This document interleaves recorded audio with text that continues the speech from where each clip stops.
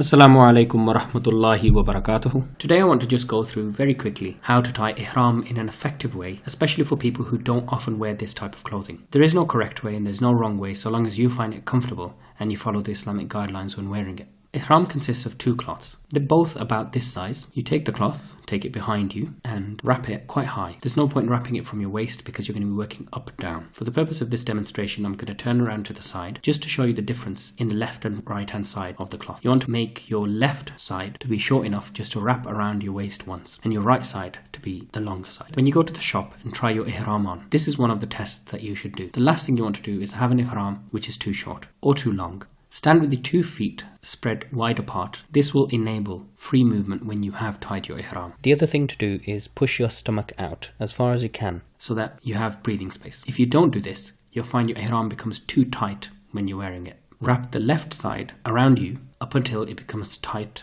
around the right side. Then wrap the right side around to the left side, but then stop. Wedge your hand in between and turn the cloth back in the opposite direction until it comes back. Once you achieve this, start folding your ihram, but make sure that you fold it equally throughout. Most likely you have to wrap it 2, maybe 3 times.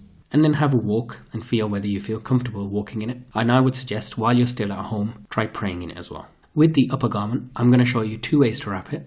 One is the common way of wrapping it when you're normally wearing ihram, and the other way is how to wrap it when you are praying. When praying the 2 nawafil after the tawaf, the sunnah is to wrap your ihram such that both sides sit equally on your shoulders. But generally in the days of Hajj, when you feel quite hot, what you'll find is this is an effective way of allowing some ventilation into your clothing. The common way of wrapping ihram outside of the prayer is to make the left hand side short and the right hand side long, and then to throw the right hand side of the cloth over the left shoulder.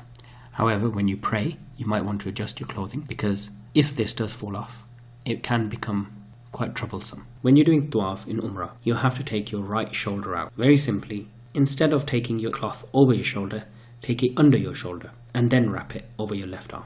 I also just want to go through some of the mistakes that people make.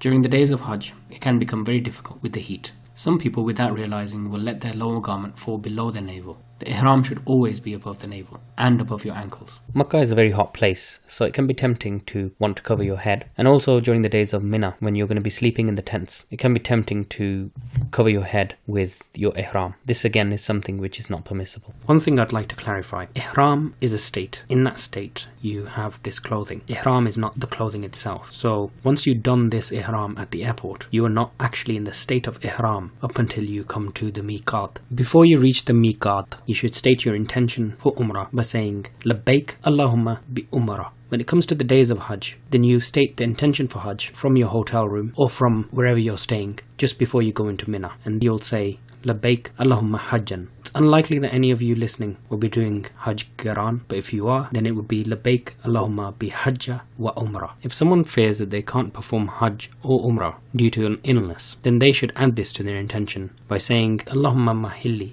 haythu habastani. If you're performing Umrah for someone else, or if you're doing Hajj Badal, then you would state Labbaik an, and then you'd say their name. I hope that this video was beneficial for you. This video was from hujaj.co.